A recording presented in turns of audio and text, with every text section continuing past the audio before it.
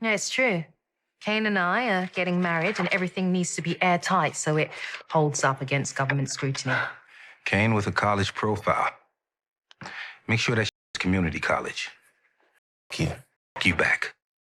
Now, for an episode 8 from the standard that they've set in previous seasons of power across the universe, I think a lot of us found ourselves a little disappointed. With that being said, let's see what they've got cooking in episode 9 and 10, because there has to be a few big deaths on the way. We've got a feel from the trailer from episode 9, which does look intense. It does seem like the war that we were supposed to get at the beginning of season 4 has finally come back around, just in a different manner. And with the war, with everybody getting locked and loaded, Brayden's dark turn, I do think we are set for a bloodbath in these last 2. In my breakdown, I referenced how a red wedding could potentially be on the horizon, and how Power could have their very own version of their kind of Game of Thrones type of bloodbath at Kane and Noma's wedding. That's the agenda for today's breakdown. We're going to look at a potential red wedding, a few new death predictions based on the last few episodes, and based on what we've seen from the trailer for episode 9. I also want to go through a deleted scene when it comes to Brayden and Kane, which is where I think is a great place to start, which will then transition us into my first death prediction. Relax, B. Alright? Shit goes sideways, you don't have to leave in cuffs. Just make that shit look like a home invasion. You can do that, right? Yeah. So, on this deleted scene, it will piece the puzzle for this particular scene that we saw back in 407. Just to paint the picture of the story, we had Effie, Kane and Brayden on this little mission to find a cop's laptop. So Effie could hack into the NYPD database and extract the information that they needed to find out who the informant was that informed on the Russians. We then saw Brayden and Effie go into the home of a cop's house after they made it look like it was a carjacking, also with Brayden having blood all over his face. So that's the scene and context. Now in regards to what was deleted, Gianni did an interview with Big Gold Belt Media, which I will link down below in the description section. He revealed that just as the three were sitting in the car, Brayden was asking, "What's the plan?" And out of nowhere, Kane actually pistol whipped him and said, "That's the plan." That's how he was bleeding, and that's the reason why Brayden gave Kane the side eye later on when he came in as Officer Ramirez. He said a lot of people thought Brayden gave him the side eye because he called him Caucasian male, but it was actually because earlier on in the car, Kane hit him with a gun. So that's just some background and context to a deleted scene, which would have made this make a bit more sense. But with that being said, I think it brings us nicely onto some death predictions, starting with Brayden and Elle. Now, this is a relationship which has been growing since the beginning of part 1. In fact, Elle was the one who introduced Brayden to this drug, whereas before, we actually saw him refusing it. Yo, you want some? Nah man, I'm good, thanks. However, the fact that he was kicked out of Stansfield, where he then found himself at his family's investment firm, which he then found out was a Ponzi scheme, to killing his uncle Lucas Weston, and also being disowned by his family towards the beginning of season 4, it pushed Brayden into a really dark corner. Across season 4, we've seen him relying on this drug as a bit of a coping mechanism. With that being said, so does Elle, who actually went back to one of the old drug dealers in Steve to get some product, which resulted in her ODing. We then saw how Brayden went to Steve for revenge, where he recklessly killed him in his apartment. And I do have to agree with Tariq, this is how they get caught. Reckless kills in this manner, for example like Salim back in 404, is what will put both Brayden and Tariq in handcuffs. And just in regards to Brayden, I do think he is a character who is towing the fine line of death or jail. More so jail because of what we saw in episode 8. And honestly, I wouldn't be surprised if he did end up in jail come the end of season 4. However, this is where Brayden made yet another mistake. Worry about that anymore because I took care of it. What do you mean? He's never gonna sell you bad shit ever again. Or anyone else. Now this is a big problem. Elle knows what Brayden's done because he stupidly admitted to the murder. And at some point in episode 9, he is going to have this conversation with Tariq after he's calmed down, because at this moment in time, he's not thinking straight. His mind is all over the place. He's high on his own supply, and he's got this kind of adrenaline rush. But when he kind of calms down, he's going to realize that he fucked up, where the panic then might actually begin to seep in. So, Elle knowing that he committed this murder is a huge loose thread that I do think might have to be dealt with in episode 9 or 10. And I wouldn't be surprised if Tariq gives Brayden another choice like he did back in 309 in regards to Lucas Weston.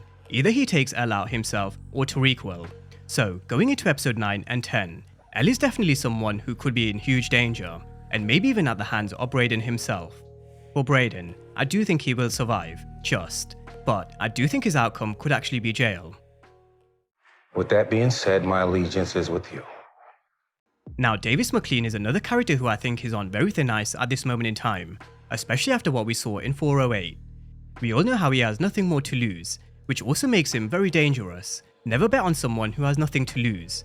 But the fact that he continues to play both sides, he's playing a very dangerous game.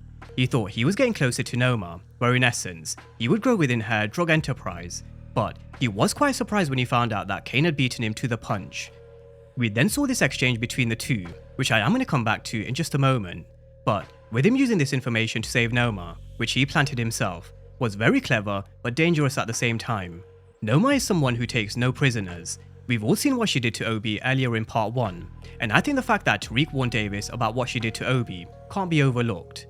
And we do have to ask this question when it comes to Davis, because he still does continue to play between Noma and Tariq, so what's his next move? Davis MacLean always has an angle. He's always looking to do what's best for his own self-interests, and that's what he'll continue to do both in episode 9 and 10. With that being said, is that what could land him on the other end of a gun? Perhaps even Kane's gun. If you guys have noticed, there has been some growing tension between the two, which does stem from both of them wanting this position in Noma's drug enterprise, and the deeper Davis goes, the more danger he will find himself in.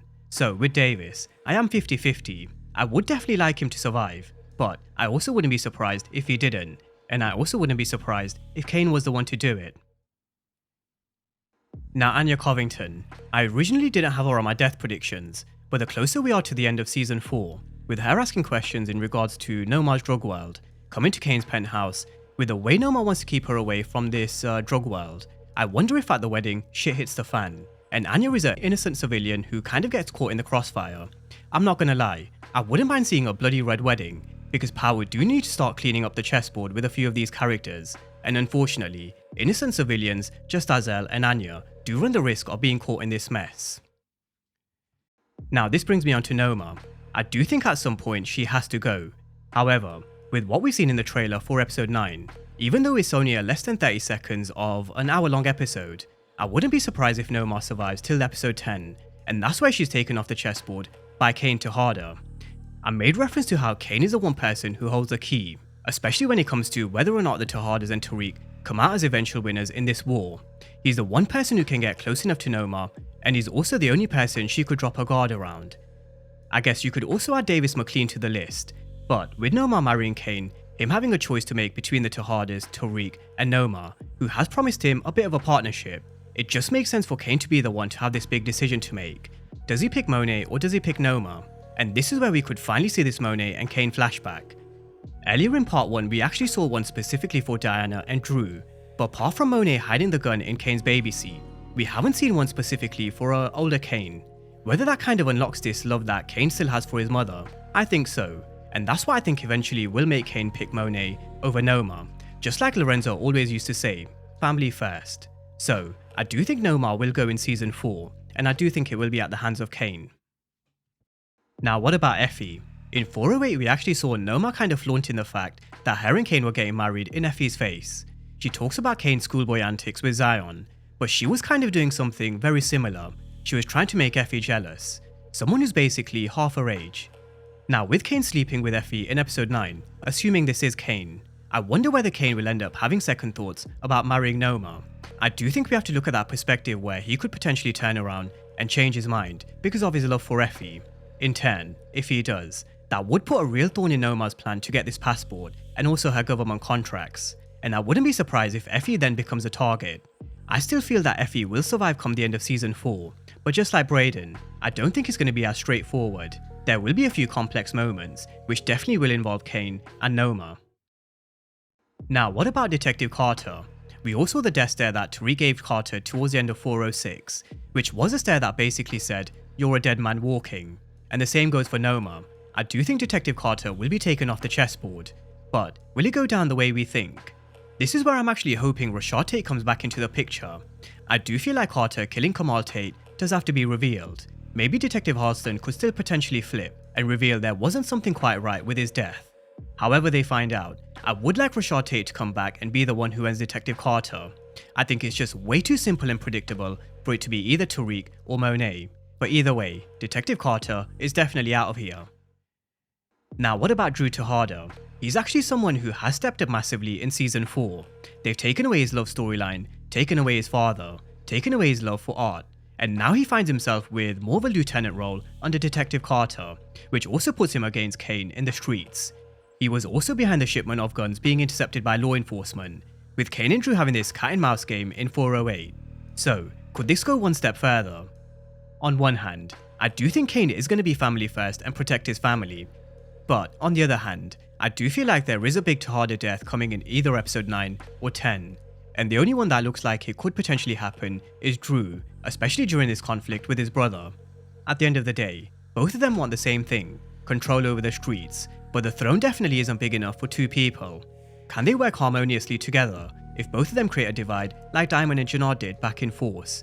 Maybe, but we all know again, that's only short term.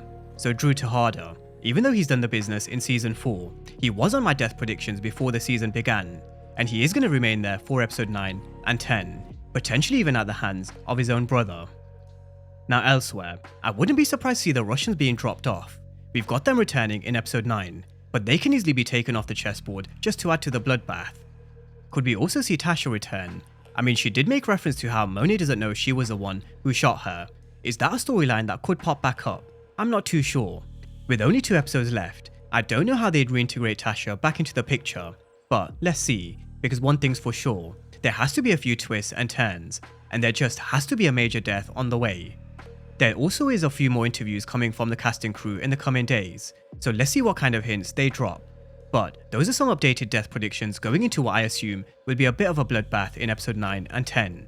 So the floor is now yours. Drop all your death predictions down below in the comment section. And as always, thank you guys for watching, and I'll see you next time.